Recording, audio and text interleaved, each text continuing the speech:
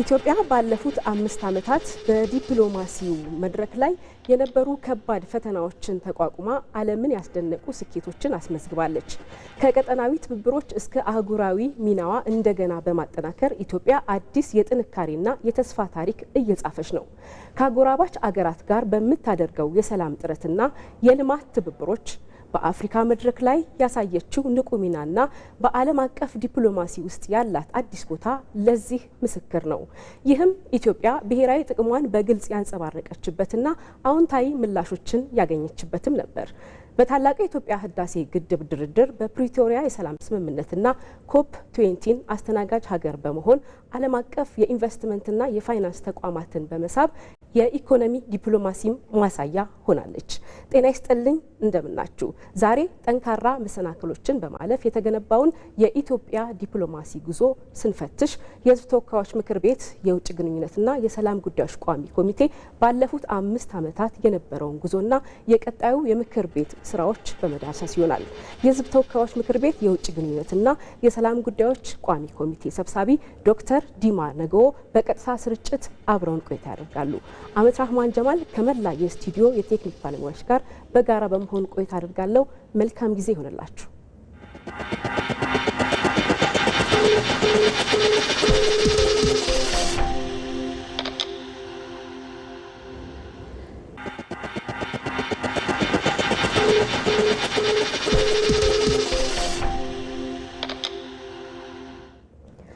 ዶክተር እንኳን ደህና መጡ።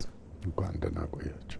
እንግዲህ ቀደም ሲል እንዳስተዋወቅ ነው ባለፉት 5 ዓመታት በዲፕሎማሲው የህዝብ ተወካዮች ምክር ቤት የሀገሪቱን ብሔራዊ ጥቅም በማስጠበቅ በህግ በማውጣት አስፈጻሚውን በመከታተልና የፓርላማ ዲፕሎማሲ የተሰራውን ስራ ለመዳሰስ ነው እዚህ የተገኙት። በጣም በድጋሚ አመሰግናለሁኝ። የስራ ዘመኑን በማጠናቀቅ ላይ የሚገኘው ይሄኛው የፓርላማ ጊዜ ባለፉት 5 ዓመታት በዲፕሎማሲ በኩል የሀገሪቱን ብሔራዊ ጥቅም በማስጠበቅ በኩል ምን ሰራ የሚለውን በማስከተል ጥያቄ እንጀምራለሁ። እሺ፣ አመሰግናለሁ። ጥሩ ጥያቄ ነው። እንግዲህ በመሰረቱ የውጭ ግንኙነቱን ስራ የሚከታተለው የሚያስፈጽመው በግንባር ቀደምትነት ስራውን የሚያካሂደው ያው አስፈጻሚው አካል ነው። የምክር ቤቱ ስራ በአንድ በኩል አስፈጻሚውን መከታተል፣ በተጨማሪም ደግሞ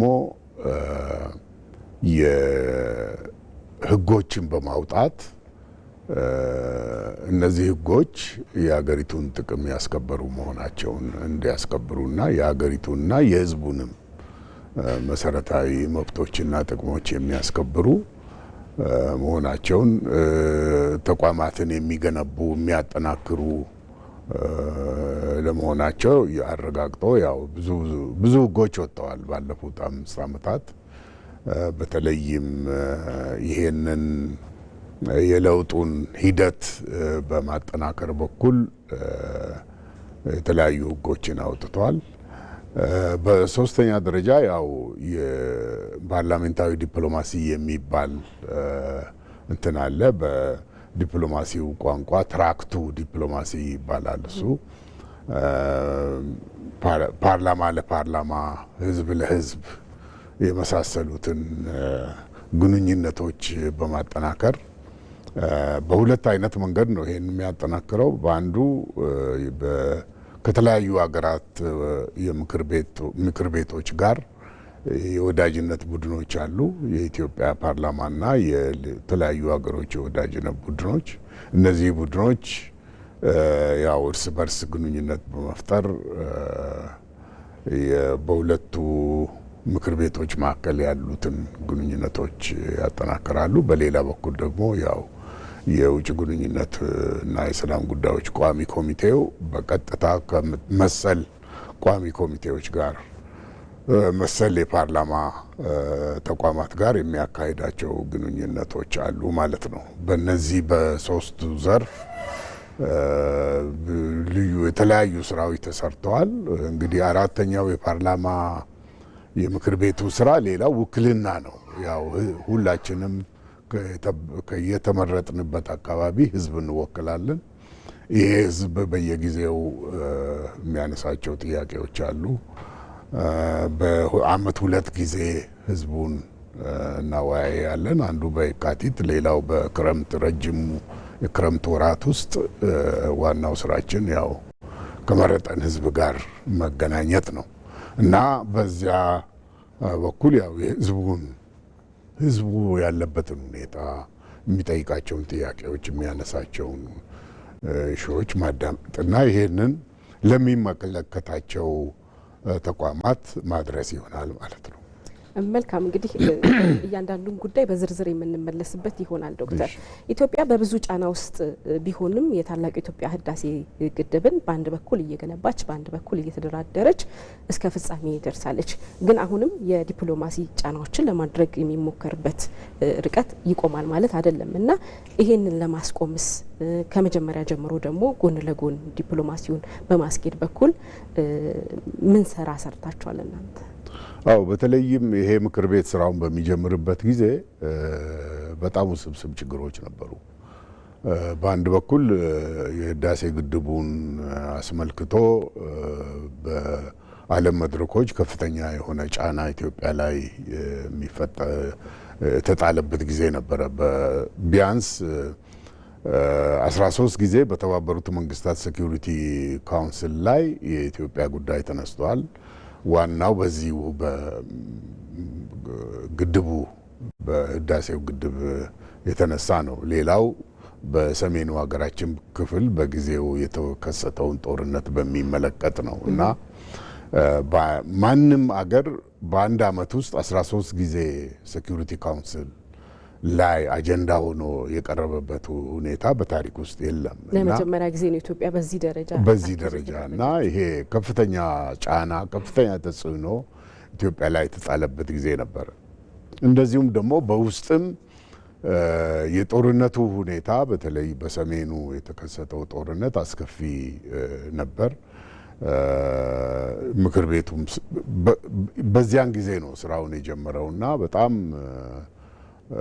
ከፍተኛ የሆነ የውስጥም ጫና ነበረ ለማለት ይቻላል እና ይሄን ሁሉ ተወጥቶ ከዛ ሁሉ ጫና ወጥተን ዛሬ አሁን ምክር ቤቱ ጊዜውን በሚያገባደድበት ጊዜ ያለንበት ሁኔታ በጣም የሚያስደንቅ ነው እና በጊዜው እዚህ እንኳ 5 ዓመቱን ይጨርሳል ሳይሆን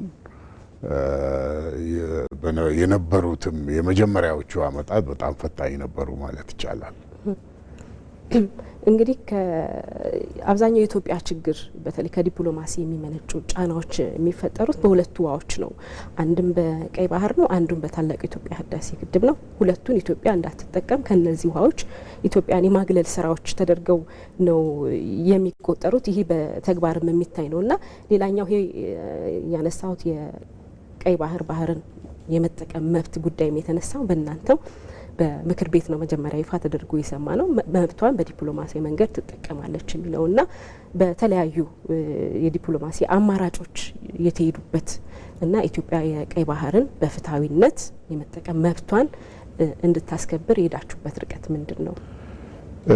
እንግዲህ ያው ምክር ቤቱ ይሄንን በዝርዝር አይደለም የሄደበት፣ ግን ዋናው አጠቃላዩ አቅጣጫ ኢትዮጵያ በአንድ በኩል ባላት ውሃ ማለት አባይን በሚመለከት የመጠቀም መብቷ ምንጊዜም ቢሆን መገደብ የለበትም እና ይሄ መብቷ የተጠበቀ ነው።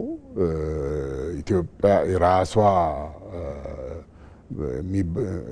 በእኛ በአማርኛ የሚባል የአባይ ልጅ ውሃ ጠማው የሚል እንትን አለ እና ይህ ውሃ እየፈሰሰ ኢትዮጵያ ውሃ የምትጠማበት ኃይል የማታገኝበት የማትለማበት ምክንያት የለም። ሌሎችም ብቻ እየገበርን የምንኖርበት ምክንያት የለም ማለት ነው እና የህዳሴው ግድብ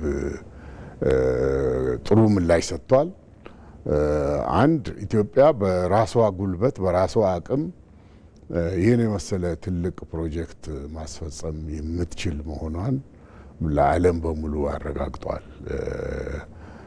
በሌሎች እርዳታና በዓለም አቀፍ ተቋማት ድጋፍ ብቻ የሚደረግ ሳይሆን እኛ ከፈለግን ባለን ሪሶርስ ለመጠቀም ባለን ውሃ ለመጠቀም የራሳችንን ጉልበት በራሳችን አቅም ማስፈጸም የምንችል መሆኑን አረጋግጠናል ማለት ነው እና ይሄ ለወደፊቱም የሚቀጥል ይሆናል። ምንጊዜም ቢሆን በሌሎች ጫና ያለንን ሪሶርስ ከመጠቀም ወደኋላ አንልም። ሁለተኛው ያው የባህር በርን በሚመለከት ነው። ቀይ ባህር ከጥንት ጀምሮ የኢትዮጵያ መውጫ በር እንደነበረ የታወቀ ነው። ብዙ ጦርነቶችም ተካሂደዋል። በቀይ ባህርን በሚመለከት ዶጋሊ ላይ የተደረጉትን ብንወስድ፣ ሌላው ቀርቶ አድዋ ላይ የተደረገውም ጦርነት ያው ከዛው ጋር የተያያዘ መሆኑ ግልጽ ነው። ግን ከረጅም ጊዜ ጀምሮ በተለይ መጀመሪያ በአውሮፓ ኮሎኒያል ሀገሮች ኢትዮጵያን ከበው ኢትዮጵያ በምንም አይነት የባህር በር እንዳይኖራት፣ ወደ ውጭ መውጫ በር እንዳይኖራት፣ በር ተዘግቶባት በነሱ ተጽዕኖ ስር ነው ለረጅም ዓመታት የቆየችው። በተለይ ጣሊያን፣ እንግሊዝ፣ ፈረንሳይ ኢትዮጵያን በሙሉ ከበው የነበሩበት ሁኔታ ነው የነበረው ማለት ነው እና ወደ በ20ኛው ክፍለ ዘመን ጣሊያን ለሁለተኛ ጊዜ ኢትዮጵያን ወራ ለ5 ዓመትም ቢሆን ኢትዮጵያን ሙሉ በሙሉ ማስተዳደር እንኳ ባትችል ኢትዮጵያ ላይ ግዛቷን ተክላ ነበረ እና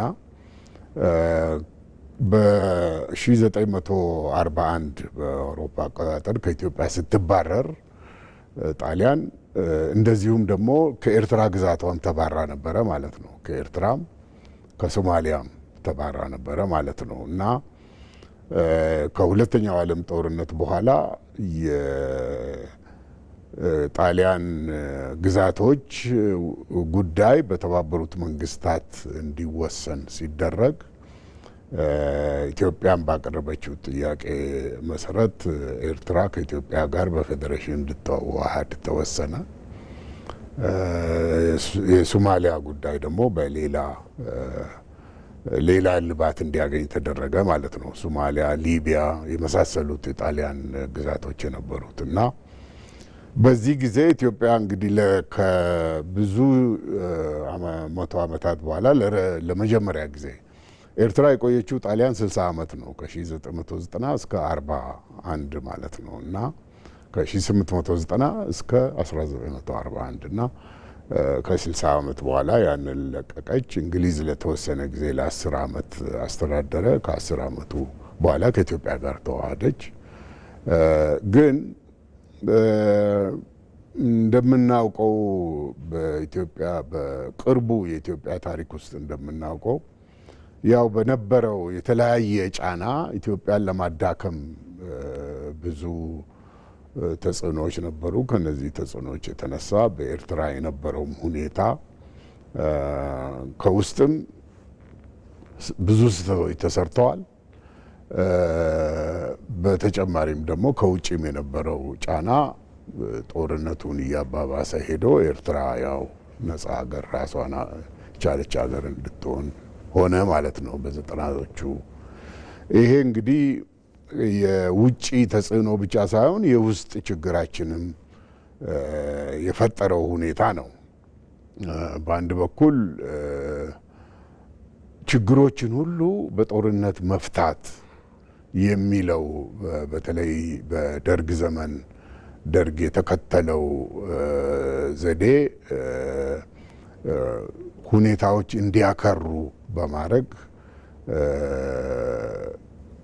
ኤርትራ ውስጥ የነበረውን ሁኔታ ብቻ ሳይሆን ሌላው ኢትዮጵያ አካባቢ የነበረውን በትግራይም በሌሎች አካባቢዎችም የነበሩትን ሁኔታዎች በማባባስ የኢትዮጵያ ጦር እስኪፈርስ ድረስ አደረሰው ማለት ነው የደርግ ሁኔታ እና መጨረሻ ላይ ኤርትራም ነጻ ሀገር እንድትሆን ሆነ። ይህ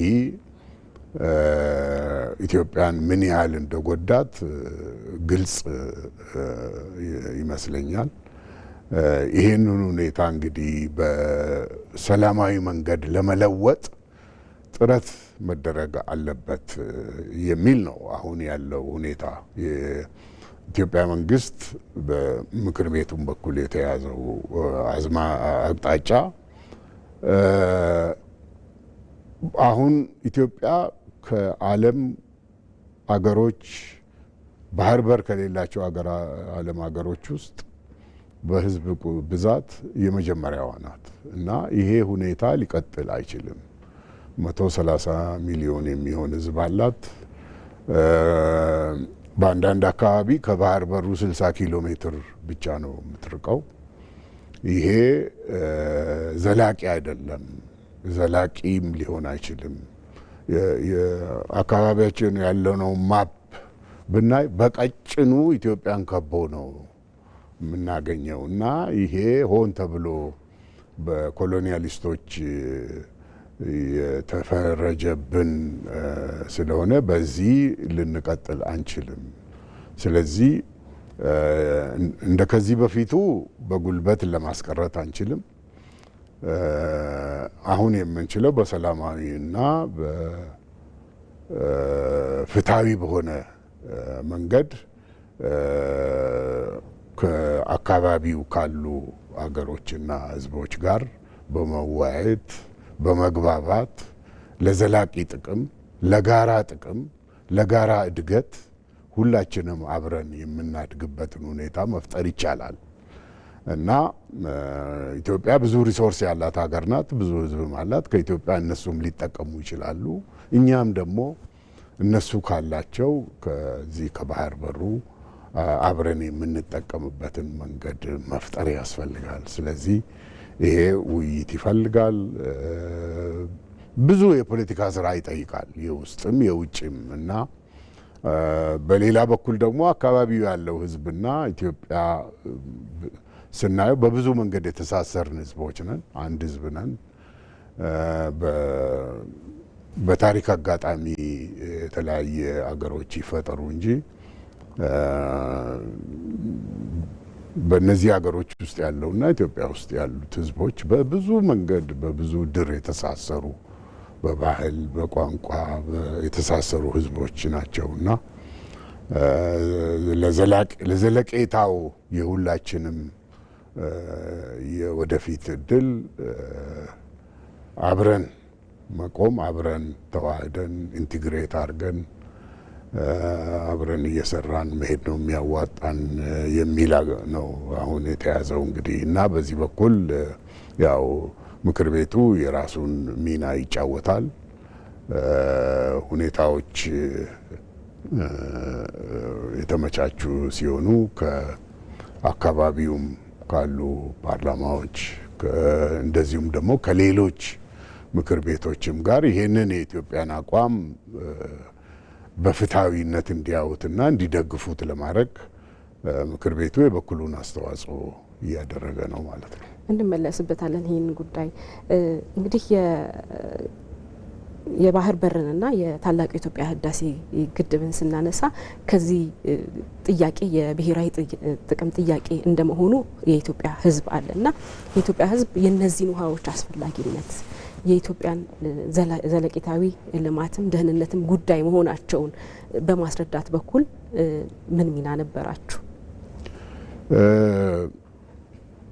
ይሄ እንግዲህ ያው በምናገኛቸው አንደኛ በምናገኘው መድረክና በምናገኛቸው የውጭ የፓርላማ አባላት ይሁንም ሌሎችም ባለስልጣናት ሌሎችም ሹማምንት በየጊዜው ምክር ቤታችንን የሚጎበኙ የውጭ ሀገር የፓርላማ አባላት አሉ። እነዚህም በምናገኝበት ጊዜ ሁልጊዜ ያው አንደኛ የኢትዮጵያን አቋም እንዲረዱ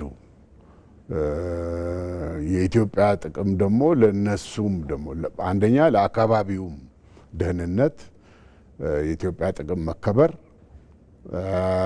ኢትዮጵያ ተጠናክራ መውጣት ለአካባቢውም ደህንነት አስተዋጽኦ ሊኖረው የሚችል መሆኑን ለማስረዳት ሞክረናል። በየጊዜው ብዙ እየተረዱንም አሉ ብለን ነው የምንገምተው። ኢትዮጵያ በምትገኝበት በዚህ የአፍሪካ ቀንድ የምስራቅ አፍሪካ ቀጠና እንዲሁም በዓለም አቀፍ ደረጃ ያለውን ተለዋዋጭ የዲፕሎማሲ ሁኔታ ፓርላማው እንዴት ተመለከተው?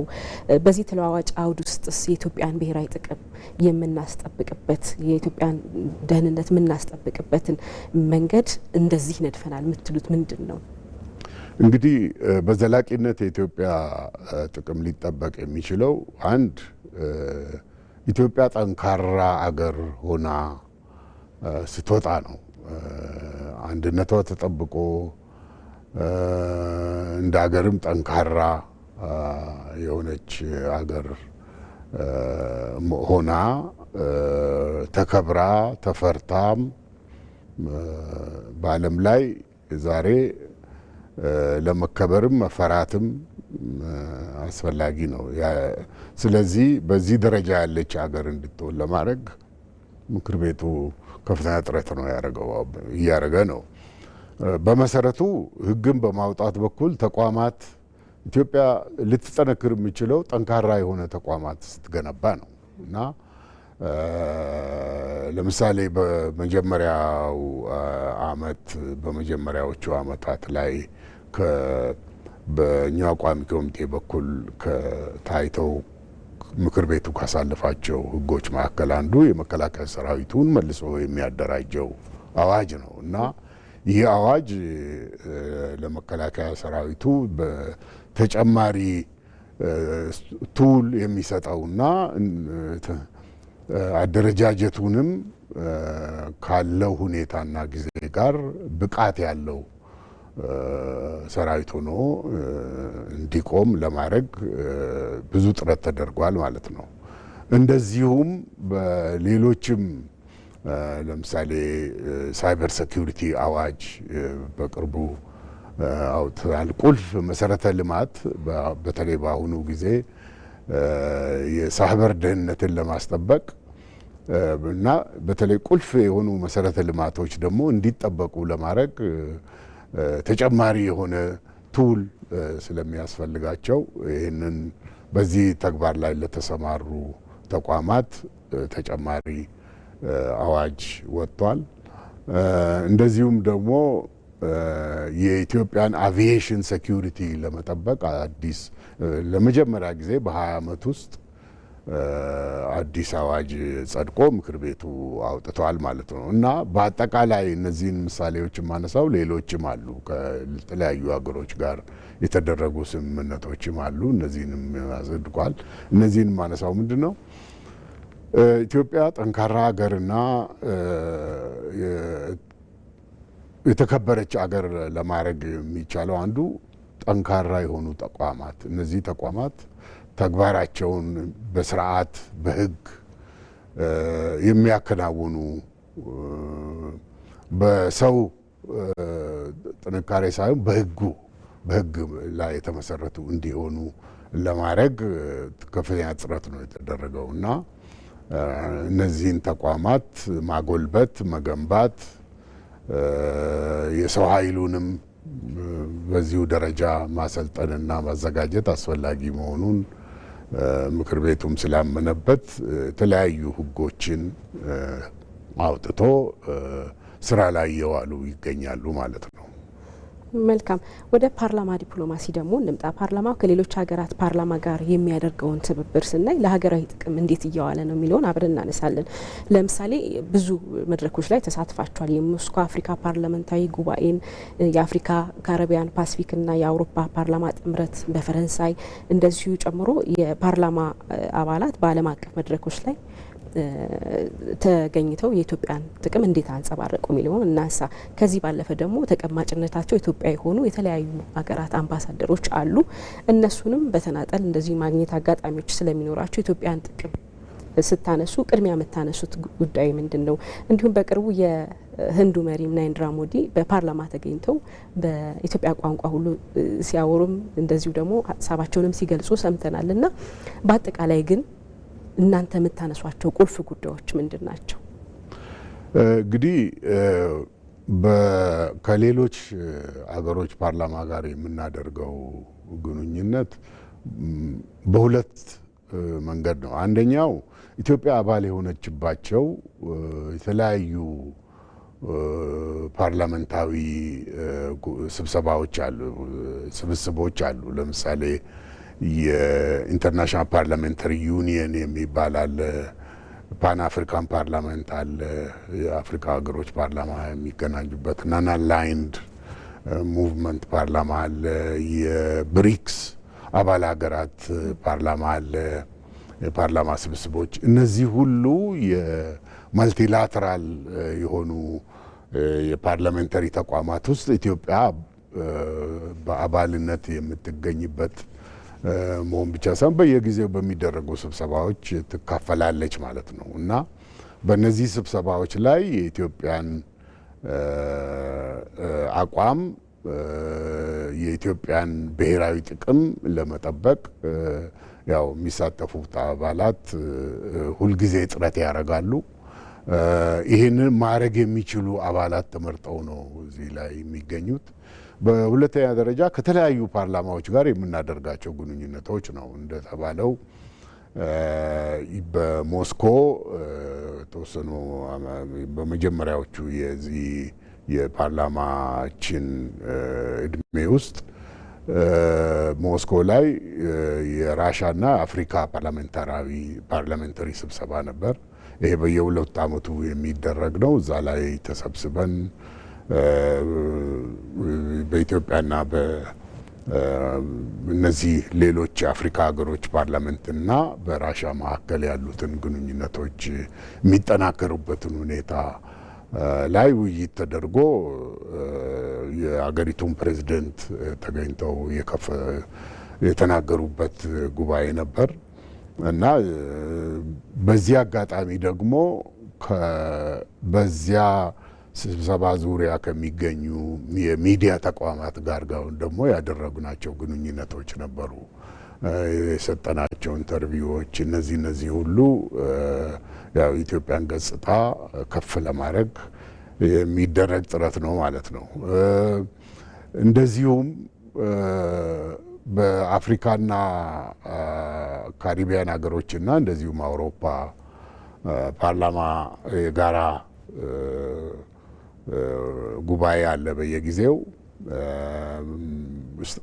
ስትራስቡርግ ላይ እንደዚሁ ተገናኝተን ብዙ ጉዳዮች ላይ ተወያይተናል። እንደዚሁም ሁለተኛው ደግሞ ሌላው ማፑቶ ላይ ሞዛምቢክ የተደረገው ጉባኤ ነበር። እዛው ላይ ተገኝተናል። ይሄ እንግዲህ ለዓመታት የቆየ በአውሮፓ ሀገሮችና በአፍሪካ ካሪቢያንና ፓሲፊክ ሀገሮች መካከል የነበረውን ግንኙነት የበለጠ ለማጠናከር ትብብሩንም ወደ ላቀ ደረጃ ለማድረስ ይደረግ የነበረ ውይይት አለ። ያ ውይይት ቀጥሏል። አሁን እንዲያውም የአውሮፓና የአፍሪካ፣ የአውሮፓና የካሪቢያን፣ የአውሮፓና የፓሲፊክ ተብሎ በሶስት ደረጃ ተከፍሎ በጋራ ደግሞ እነዚህ አራቱ የሚሰበሰቡበትም መድረክ ተፈጥሯል ማለት ነው እና በመጀመሪያዎቹ ዓመታት ብዙውን ጊዜ አስቸጋሪ የነበረው የአውሮፓ ሀገሮች ያው የራሳቸውን አቋም በእኛ ላይ ለመጫን ያደርጉ የነበሩት ተጽዕኖ ነው። በተለይም ከራሻ ጋር ካላቸው ሽኩቻ በራሻ ላይ ከሚያካሂዱት በዩክሬን በኩል በሚደረገው ጦርነት የተነሳ እኛም ሌሎች የአፍሪካ ሀገሮችና እነዚህ የካሪቢያንና ፓሲፊክ ሀገሮችን ያን አቋማቸው እንዲያንጸባርቁ ራሻን እንዲኮንኑ ይሄንን የአውሮፓን አቋም እንዲከተሉ ለማድረግ ብዙ ጥረት አድርገዋል። ግን ይሄ እነሱን የሚመለከት ግጭት ነው። አፍሪካና ካሪቢያን ሀገሮችን እና ፓሲፊክ ሀገሮችን የሚመለከት ጉዳይ አይደለም። በተቻለ መጠን በራሻና በዩክሬን መካከል ያለው ችግር በሰላማዊ መንገድ እንዲፈታ ለማድረግ ጥረት እንዲያደርጉ ሁኔታውን ከማባባስ ይልቅ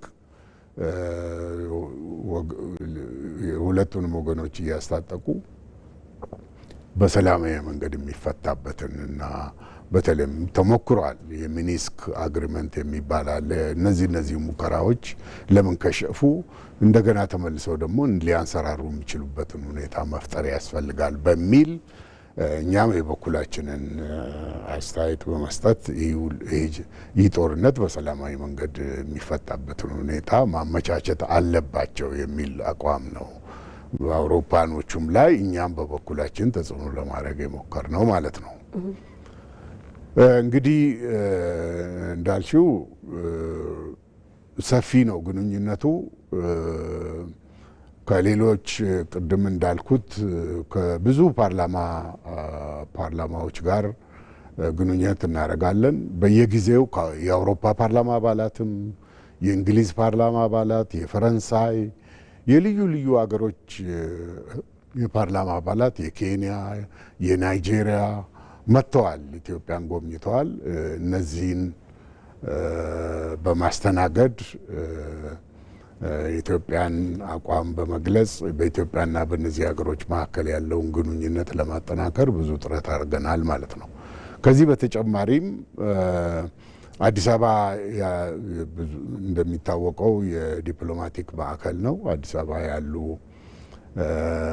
የአውሮፓ ማህበር ወኪሎች፣ የተለያዩ አገራት አምባሳደሮች ጋር ብዙ ግንኙነት አድርገን ከነዚህም ጋር እንደዚሁ የሀገራችንን ሁኔታ ለመግለጽ ብዙ ሙከራ ተደርጓል ማለት ነው። በቅርቡም እኔ ራሴ የተካፈልኩበት የቻይና ናሽናል ፒፕልስ ኮንግረስ ብዙ ጊዜ ብዙ የቻይና ምክር ቤት አባላት ኢትዮጵያ መጥተዋል። ከእነሱም ጋር ብዙ ውይይት አድርገናል። እኔም በቅርቡ በሚያዝያ ወር ውስጥ የቻይና ፒፕልስ ኮንግረስ ባደረገልኝ ጥሪ መሰረት ቻይና በመሄድ ከምክር ቤቱ ምክትል ሊቀመንበርና እንደዚሁም ደግሞ ከምክር ቤቱ የውጭ ግንኙነት ሰብሳቢ ጋር ሰፊ ውይይት አድርገን ተመልሰናል። በዚህም አጋጣሚ ደግሞ የሀገሪቱን የውጭ ጉዳይ ምክትል ሚኒስትር ጋርም ተገናኝተናል ማለት ነው። እንደውም በእነዚህ ሁሉ ግንኙነቶች በእነዚህ ሁሉ ውይይቶች ውስጥ የኢትዮጵያ ብሔራዊ ጥቅም የሆኑት የታላቁ የኢትዮጵያ ህዳሴ ግድብ እንዲሁም ደግሞ የባህር በር ጥያቄዎችን ታነሳላችሁ ብለን እናስባለን እና የእነሱ አጠቃላይ ምልከታን እንዴት ያዩታል? አዎንታዊ እንደሚሆን ተስፋ አድርጋለሁ። በእርግጥ ግን ምን ይላሉ እንደው ከታዘባችሁት? እንግዲህ ያው እኛ አቋማችንን መግለጽ ነው ዋናው። በተቻለን መጠን ደግሞ አቋማችን ማንንም የሚጎዳ እንዳልሆነና እኛ የራሳችንን ጥቅም ለማስከበር በምናደርገው ጥረት የሌሎችን ጥቅም ለመጉዳት ሳይሆን በጋራ ለመጠቀም የምናደርገው መሆኑን ለማስረዳት እንሞክራለን። በተለይ ህዳሴ ግድብን በሚመለከት ያው ያለቀለት ነገርም በመሆኑ ብዙዎች ሀገሮች ድጋፋቸውን ሰጥተዋል። ይሄም ጥሩ ምሳሌ የሚሆነን ምንድን ነው? አንድን ነገር በራስ ጥረት አድርጎ ማረጋገጥ መቻል ራሱ ሌሎችም ጋር እንደሚያስከብር ነው። የባህር በሩን በሚመለከት ብዙዎች ሀገሮች የምናያቸው በተለይ ትልልቆቹ ሀገሮች በዚህ አካባቢ ሌላ ተጨማሪ ግጭት እንዲፈጠር አይፈልጉም። ይሄ በመሆኑ በግጭትና በጦርነት ወይም በጉልበት ፍላጎታችንን በጉልበት ሳይሆን በስምምነት በዲፕሎማሲያዊ መንገድ ከጎረቤት ሀገሮቻችን ጋር ተባብረን በትብብርና በስምምነት እንድናደርግ ነው የሚፈልጉት እና በተለይ ስጋታቸው እንዳልኩት ከአንዳንድ ሀገሮች ጋር ግጭት ይፈጠራል ነው። እንደምታስታውሺው መጀመሪያ ከሶማሌላንድ ጋር ያደረግነው የመግባቢያ ስምምነት ከሶማሊያ ጋር ችግር ፈጥሮ እንደነበረ የታወቀ ነው እና ይህም ችግር በኋላ ላይ ሊፈታ ቢችልም እኛም አጠንክረን ያንን መግባቢያ ስምምነት አልሄድንበትም። ሁለተኛ ወደ መጨረሻ ላይ ደግሞ ከኤርትራ ጋር ግጭት ይፈጠራል ብለው ፍራቻ አላቸው። ይሄ እንግዲህ የውስጥም የውጭም ችግራችን ጋር የተያያዘ መሆኑ ግልጽ ነው። በተቻለ መጠን የውጭውን ሁኔታ ለመቋቋም የውስጥ ችግራችንን እየፈታን መሄድ ጥንካሬያችንንም እያበዛ ይሄዳል ብዬ ነው የማስበው ነ። መልካም ዶክተር፣ የውጭ ግንኙነትና የሰላም ጉዳዮች ቋሚ ኮሚቴ የአስፈጻሚውን አካል የመከታተል አንዱ ስልጣናችሁ ነው። ከዚህ ጋር በተያያዘ የውጭ ጉዳይ ፖሊሲ ተፈጻሚነትን በመቆጣጠር በተለይ ደግሞ ግንኙነቶች ሁሉ የሀገርን እና የሕዝብን ጥቅም እንዲያስከብሩና እንዲሁም ደግሞ ዘላቂና መርህ ያላቸው እንዲሆኑ በማድረግ ምን ሰራችሁ የሚለውን ላንሳ። እንግዲህ አንዱ ዋናው ስራችን የዚህ ኮሚቴ ዋና ስራ አንዱ 8 ተቋማትን ነው የምንከታተለው እኛ። ከ8 አንዱ የውጭ ጉዳይ ሚኒስቴር ነው። ዋናው የሀገሪቱ የውጭ ፖሊሲ አስፈጻሚ የሚተገብረው ውጭ ጉዳይ ሚኒስቴር ነው። አንድ በቀጥታ እንደ ሚኒስቴር መስሪያ ቤት፣ ሌላ ደግሞ በተለያዩ ሀገሮች ባሉ የኢትዮጵያ ዲፕሎማቲክ ሚስዮኖች በኩል የሚያደርጋቸው እንቅስቃሴዎች እነዚህን ሁሉ እንግዲህ በየ3 ወሩ ሪፖርት እንቀበላለን።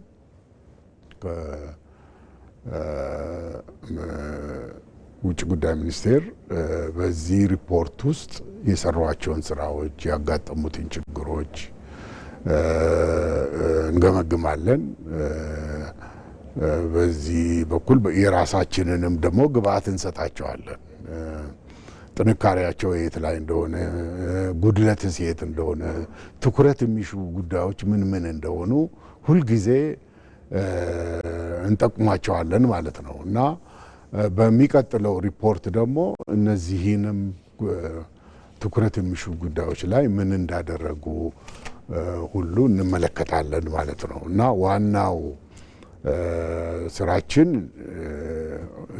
ክትትል እና ቁጥጥር ስራ ነው። እነሱም የሚከታተላቸው ቁጥጥር የሚያደርግ ተቋም መኖሩን የምክር ቤቱ ዋና ተግባር ይሄ መሆኑን ስለሚያውቁ ያው ስራቸውን በጥንቃቄ ያው በሕግ መሰረት ባለው ሕግ በተዘረጋው ስርዓትና ሕግ መሰረት መስራታቸውን ማረጋገጥ ነው ዋናው ስራ እና እነሱም ይሄን እያዩ እንደሚሰሩ ምንም ጥርጥር የለንም። መልካም። እንግዲህ እናንተ የስራ ዘመናችሁ በጀመራችሁበት አካባቢ የነበረው በሰሜኑ የሀገራችን ክፍል ግጭት የተቋጨው በፕሪቶሪያ የሰላም ስምምነት ነው። ይህ የፕሪቶሪያ የሰላም ስምምነት ትልቅ የዲፕሎማሲ እፎይታን ያስገኘም ነው። ተፈጻሚ እንዲሆን ደግሞ ምን ጥረት አደረጋችሁ የሚለውን እኒህ በሌላኛውም ወገን ያለውንም ምላሽ አብረው አያይዘው ቢነግሩ። በእኛ በኩል እንግዲህ ፕሪቶሪያን ስምምነት ተፈጻሚ እንዲሆን ለማድረግ በቀጥታ የምናደርገው ባይኖርም ግን በምንከታተላቸው ተቋማት በኩል የመከላከያ ሚኒስቴርንም የምንከታተለው እኛ በመሆናችን ምን እንዳደረጉ ለመከታተል ብዙ ጥረናል። በተጨማሪም ደግሞ የፕሪቶሪያ ስምምነት ከተፈረመ ወዲህ የውጭ ግንኙነትና የሰላም ጉዳዮች ቋሚ ኮሚቴ ራሱ ትግራይ ድረስ ሄዶ እዛ ያለውንም ሁኔታ ተመልክቷል። ከጊዜያዊ አስተዳደርና ከትግራይ ውስጥ ካሉ የተለያዩ ፖለቲካ ተቋማት ጋርም ግንኙነት አድርጎ ያለውን በቦታው ያለውን ችግር ይህ ስምምነቱን በዘላቂነት ስራ ላይ ለመዋል ያለውን መሰናክል ካለ ምንድን ነው? እንዲያውም በዛ የአፍሪካ ህብረት እንትን አለ ሞኒተር የሚያደርግ ቡድን አለ። አንድ የኬንያ ጄኔራል የሚመሩት ማለት ነው። ከእነሱም ጋር ውይይት አድርገናል። ያለውን ችግር ስራ ላይ የዋለ ነው ወይ ምንድን ነው ያለው ችግር የሚል ሁሉ ተወያይተናል። አንዳንድ እክሎች እንዳሉ ያው ያኔም እኛ ይህን ጊዜ የታወቀ ነበር። የፖለቲካ ችግሮችም እንዳሉ ትግራይ ውስጥ ባሉ የፖለቲካ ተዋንያን መካከልም ልዩነቶች፣ ችግሮች እንዳሉ ለመረዳት ተችሏል። እና ይሄ ችግር ያው በዘላቂነት በሰላማዊ መንገድ የሚፈታበትን ሁኔታ በነሱም ውስጥ ያለው ችግር ከዛም ውጭ ያለው በትግራይ ክልላዊ ሁኔታና በፌዴራል መንግስቱ መካከል ያለውም ችግር በሰላማዊ መንገድ በድርድር በየጊዜው እየተገናኙ የሚፈታበትን ሁኔታ ለመመልከት ችለናል። በጊዜው የጋራ ሚኒስትሮች ኮሚቴም ተቋቁሞ ብዙ ችግሮችን ለመፍታት በተለይ በፌዴራል መንግስቱ መካከል ብዙ ጥረት ተደርጓል እና ይህንንም 4 ሚኒስትሮች ያሉበት ኮሚቴ ሁሉ ተፈጥሮና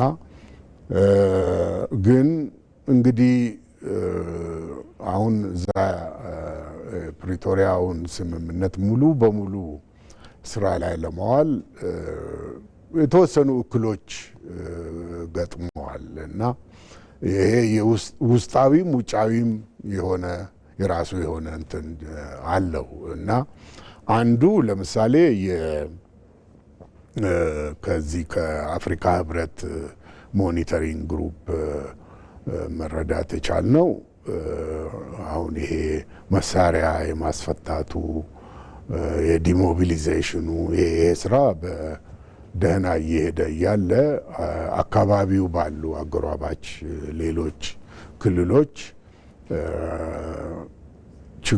ጦርነትና አመፅ የመሰለ እንትን በመፈጠሩ በዛ ሰበብ ሊቆም ችሏል የሚል ነው እና በተለይ በአማራ ክልል አካባቢ የተፈጠረው ችግር የራሱ የሆነ አስተዋጽኦ ነበረው ማለት ይቻላል።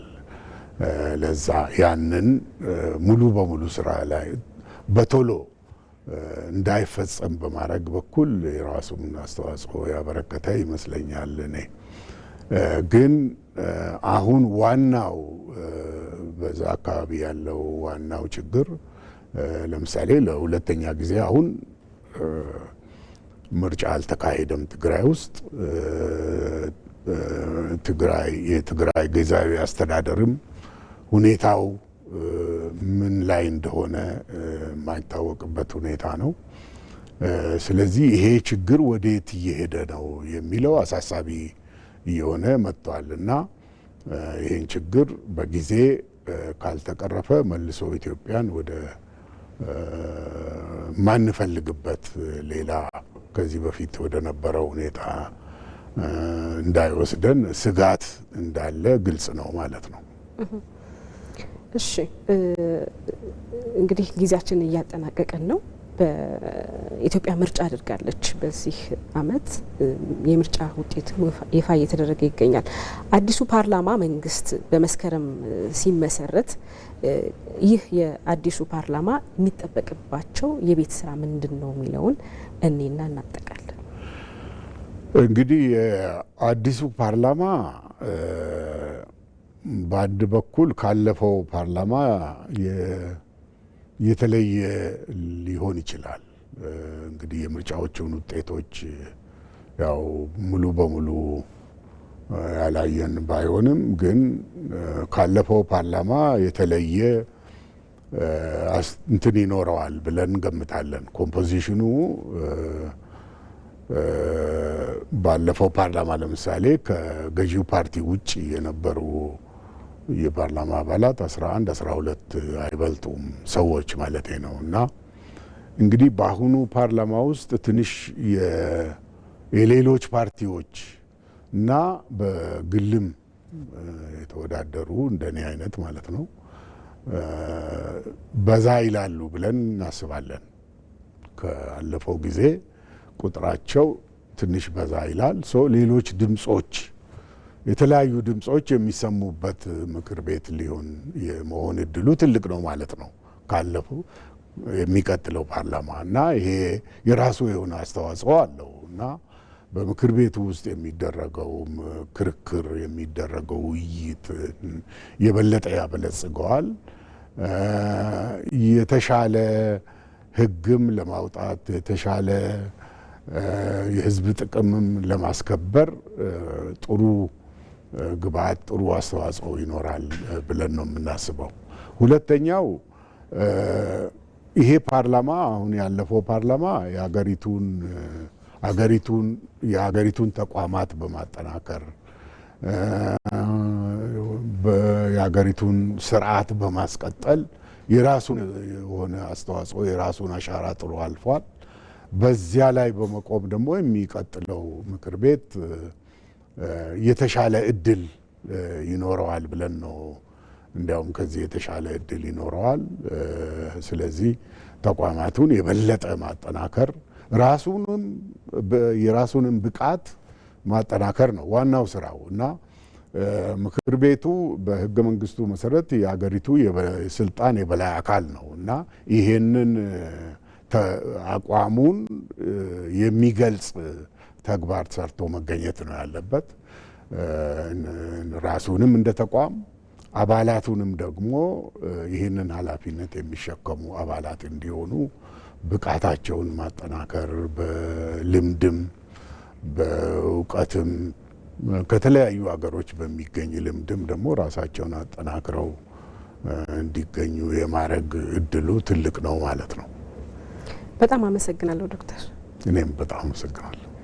ክቡራን ተመልካቾቻችን የዛሬው የዳጉ ፕሮግራማችን ይህንን ይመስል ነበር። ባለፉት 5 ዓመታት በዲፕሎማሲ የሕዝብ ተወካዮች ምክር ቤት የሀገሪቱን ብሔራዊ ጥቅም ለማስጠበቅ በሕግ በማውጣት አስፈጻሚን በመከታተልና በፓርላማ ዲፕሎማሲ ምን ሰራ የሚለውን ነበረ የተከታተል ነው። ዶክተር ዲማ ነገዎ በሕዝብ ተወካዮች ምክር ቤት የውጭ ግንኙነት እና የሰላም ጉዳዮች ቋሚ ኮሚቴ ሰብሳቢ ናቸው። በእናንተ በኩራን ተመልካቾቻችን ስም ከልብ አመሰግናለሁኝ። ከመላ የቴክኒክ የዳይሬክቲንግ ባለሙያዎች ጋር አብሬያቸው የነበርኩት አመት ራህማን ጀማል ነኝ። ጤና ይስጥልኝ።